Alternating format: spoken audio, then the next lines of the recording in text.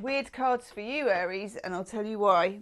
Just before starting to do your reading, I got an image of, you know, like when they're building a road and then they stop building that road for whatever reason. Sometimes when they run out of money and there's like one of those plastic red chevron signs that just stops the road and says stop. It's like the end of the road. Stop. An unexpected stop. Things don't go any further in this direction. We've yet to see whether, you know, here in the UK you'd get yellow diversion signs that would send you down a terrible country A road where you get stuck in traffic and behind a tractor. But let's see, because it then made me, I'm using the Price of Love Oracle for the first couple of cards for you. I don't know why, but I am. Why are you at a stop? Why are we at a stop sign? And it feels, I felt very strongly I had to do the Aries reading now. So, let's see what we're about. Never a good word. Ooh, the P word. Okay. Now, these don't have to be love cards. Okay, these can be anything. Because I'm not doing it. We are doing a love reading in a minute or in the second half. But this is just general, okay? Very interesting indeed. This is your May 2025 tarot reading, by the way. I'm Gemstone Tarot. Patience, yep. Oh, the P word. Right. Patience, Aries. You are in a, ooh, am I going to call it a situation? Yeah, I suppose everything is like a situation. Let's say if this was a play, that this would be, or a movie, this would be a particular scene. So you are in a scene, a situation. There are other characters, there are tensions, people want things, you know, all the usual things of whatever the drama is. And I don't mean that as drama. I just mean it as drama, as life. Okay, you're in a life situation, which I am getting the vibe could have gone on for a while. So this could have been going on for a while. Okay. You need to have patience because it will be frustrating, I think, to find, and this could happen around the time of the Scorpio full moon, which is on the 12th. Don't know why, but is that your opposite sign? No, Taurus is, and your opposite sign is Libra. Whatever. You are in a game, a situation that is playing out. Aries tends to be much more straightforward than this kind of patience requires. Straightforwardness might work in this situation, but it may cost you a connection that you might actually really want. Yes. The next card I get for you is separation.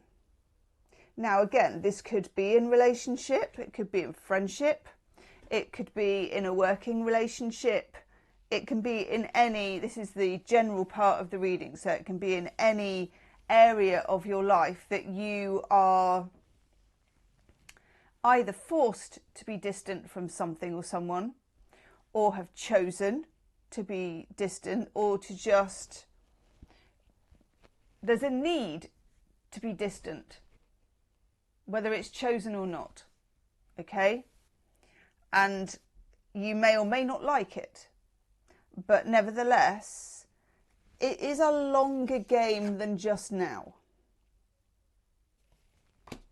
Yeah, you're kind of playing the long game here, which is not an Aries trait, but also not impossible. Not all Aries are massively impatient. It is more complex than that. Of course, as the rest of your chart, and, you know, early, middle or late. Let me know. Are you impatient? Let me know in the comments. I'd be very interested to know. Are you impatient, or are you patient and impatient, but it's complex? Okay. Then we have, very interestingly, connection. this connection's important. And whether you are forging a new connection or trying to clean up a present one, let's say at work you want to stay in this particular job with these particular people, but you don't like the day-to-day conversation that you're having with somebody, or you don't like the way it's going with the manager or the structure of the company or whatever it is, that you, just checking I've got my microphone on, that you may have to nuance your behaviour and finesse things like we do when we're playing. This is not the same as playing whack-a-mole or baseball. It's slower, and also when you play chess, and my God, I'm terrible at it, but good chess players are, I don't know how many moves ahead, a lot of moves ahead. You know, they're not usually playing on the hoof. So this isn't perhaps in keeping with your inclination, but for some of you, it will be okay. For others of you, it might be more difficult, but for all of you, it's good advice, because there is something worth having. This connection is worth having, whether it's because you're going to go on to do another job or because whatever reason. And of course it could be romantic. We're going to do a love reading underneath in the second half of this reading.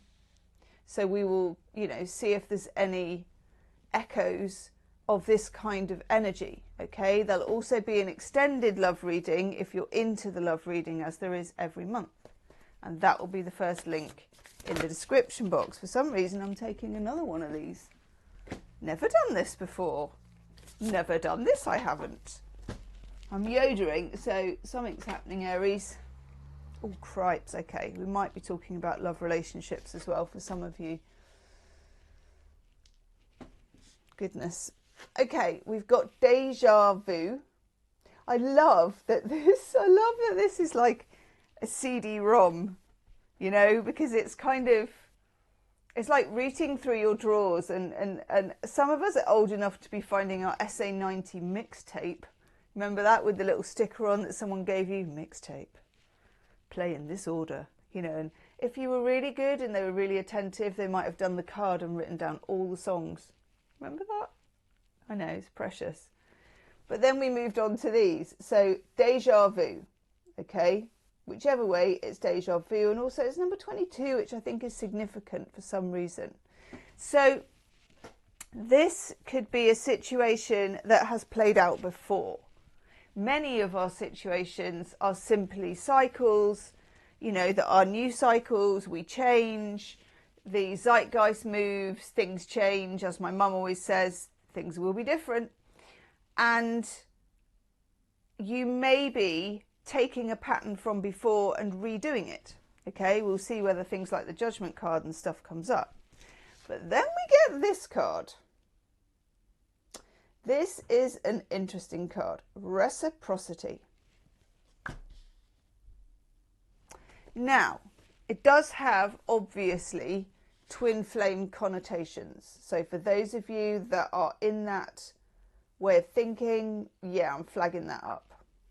Okay? I'm flagging it up. It's not usually an Aries way of thinking that, but that's not my job. My job is just to flag it up. But also, reciprocity is reciprocity. There is your energy, there is my energy. Whether this is I show up to work and do X, Y, and Z, you put money in my bank account and give me strokes of praise, you know, whatever that is, or bonuses. Or I show up and do my work and you don't put enough money into my bank account and are constantly trying to reduce it and don't give me any strokes for good behaviour. In fact, make me feel rather insecure. You see what I mean? Reciprocity is about this flow, this connection between two people, two things, where it ebbs and flows. Some days you're giving 10%, they're giving 90. Some days you're giving 75, they're giving 25. But if we were to look at this as statisticians, whatever they called, maths face, you'd see the pattern was that actually swings and roundabouts. It evens out, kind of. It's reciprocal. What I'm questioning here is whether it is. What you're going to be questioning is whether it is. It's like a long reading on a situation or relationship. It's like looking at the data rather than just reacting. And then we get euphoria, which I'm actually quite pleased to see. I read it as explosion, so that's good. I know. Euphoria. See, it's worth holding out for. Something is worth calculating, assessing. Imagine that you, on the Knight of Pentacles, hello, I'm Mr. Knight of Pentacles and I've come here today to do a time and motion study. I'm going to examine the evidence very carefully and then I will have 17 meetings, send you 90 reports and come to an eventual conclusion. Please refer to paragraph 1A. Do you see what I mean? You're going to have to be a bit of him, a bit of the old boring Knight of Pentacles, because the data needs to be there. Maybe not literally that you're looking it up on your computer, or maybe that you are, you know, maybe we're going to turn into Mr. and Mrs. Spreadsheet. God, I hope not. We don't have to take it that far. But what I'm saying is this is an overall picture, not a snapshot. It's a developed situation. It's dynamic. It's changing all the time. And also there are elements of it that are a nod back to previous times. Okay? Cripes. It's a lot. Should we do love reading for you? Let's do some love. Love-a-dub. What do we need to know for Aries for love? Chica. Love a good root ball system. Seven of Pentacles, a very honest, actually. A very honest kind of a love card. I like this because we got a little bonsai on the top, but look what it took to grow it. For me, again, as this pertains to your love life, this is a similar attitude. It's not, because, you know, it's not quick to grow a bonsai. I don't know how long it takes, but it's not instant. And also, there's a lot of husbandry involved. Love that word. Husbandry is looking after something, showing up for something, working at something, like people do when they're on a farm. Or gardeners do, you know, you've got the dirt under your fingernails, you're in it, you're there. It feels like in your love life, whatever your situation, there is a need to be as above, so below. Not, well, I think this is happening, but actually it could be rotten underneath here, but the tree looks good. And not, oh, it's really, really gorgeous under here. What a lovely root ball system, but I can't get this thing to actually sprout any leaves. You kind of want both. Okay? I'm astounded as a tarot reader at the amount of times I'm doing gardening metaphors, because honestly, if you watch my dailies and stuff and have done for the past few years, you will know I am no gardener. And the Three of Swords keeps turning up at the bottom when I'm shuffling. And I'm just letting you know that. Okay, give me more. Tell me more. Oof. I just got a message that you're angry. I don't know what that's about. But I like that you've got the Queen of Swords there. Okay. For some of you, there's some unexplored anger in a relationship or about a relationship or about relationships in general. frustration I'm getting. I'm not particularly getting it from these cards. I'm just getting it as a channeled message of like blocked anger, or that there's some anger for this. Queen of Swords, and this is not difficult for you. Applying principles, upholding boundaries, advocating for yourself. Aries is normally very good at that, unless somebody's being manipulative, in which case Aries, like the rest of us, can sometimes be manipulated by people who are particularly complex. I don't really get an idea about that at the moment, but there is something that is a bit unresolved that I'm getting a whiff of. You know, it's a bit like, you know, when you go around the house and you think, can I smell shit? I don't know about you because I've got cats. And then you think, no, it's all right. And then you sit down to read a magazine, you're like, no, I definitely can. And then you go looking. So is there an unexplored turd going on about your love life? It's not a nice way of putting it, Aries, but I'm doing a reading for Aries, so I know that I can be pretty straight up with you and you're not going to get offended. And just to carry that further, is it a new one or a really old one that actually doesn't really matter anymore? Or is it fresh?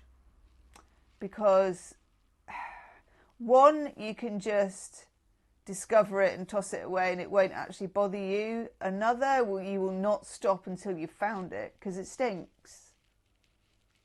I know. I mean, here we are, root balls, farmers, husbandry, and now turds. This is why you come back month after month, Aries. Oh, God.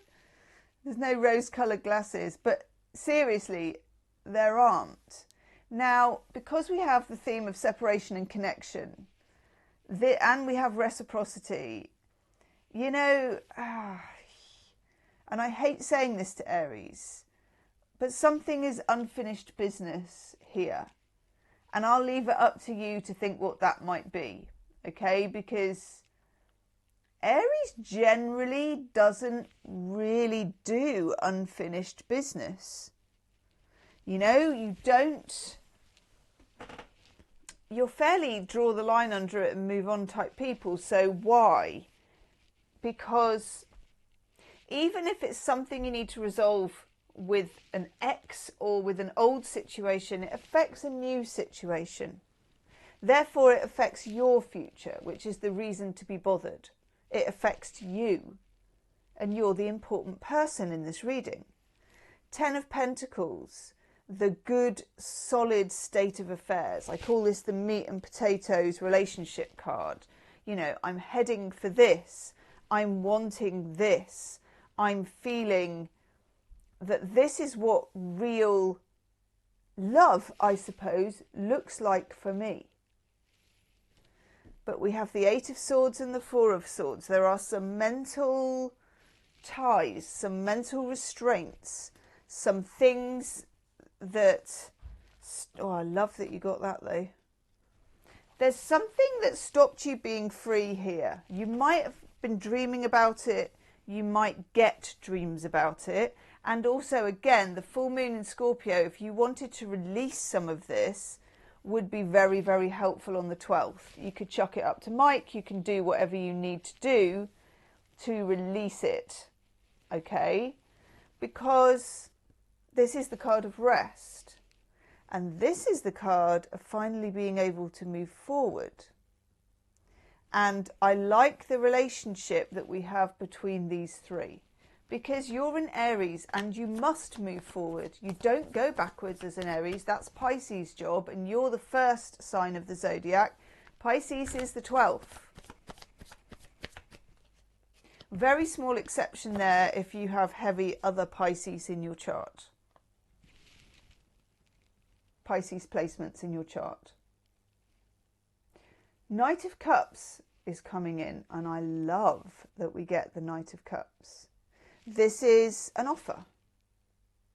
In whichever way, well, it's a strong offer because it's the Knight. It's not the Page, you know. It's kind of the big style, I've shown up, I've put together a decent bunch of flowers, I haven't nipped down the garage to get you some mouldy, you know, carnations or chrysanthemums. I do like a carnation actually, but you know what I mean. It's not got a $3.99 sticker on it and I bought you some sort of dusty wine. No, this is someone who's shown up with an ice bucket and a decent bloom from a sustainable place, because Aries likes that and because they know you like it. This is effort. This is bringing it on.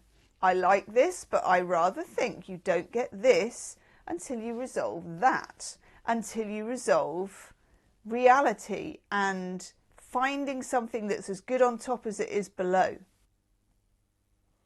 There's a need to break these strings. There's a need to get peace of mind on something, and there's a need to be able to move forward with it because you're an Aries. And that need will come with the Scorpio full moon. And you will be brave enough to grab that opportunity because you're Aries. In the extended reading, let me just look. I'm going to look at this way forward. I'm going to look at the Knight of Cups and what that looks like for you. I'm also going to look at what we need to break free of here. Okay? What's standing in our way? What do we need to cut through with that sword? Okay, that will be the first link in the description box. I'm going to go right now and do that. I will see you on the other side, lovely Aries. Don't go changing. Namaste.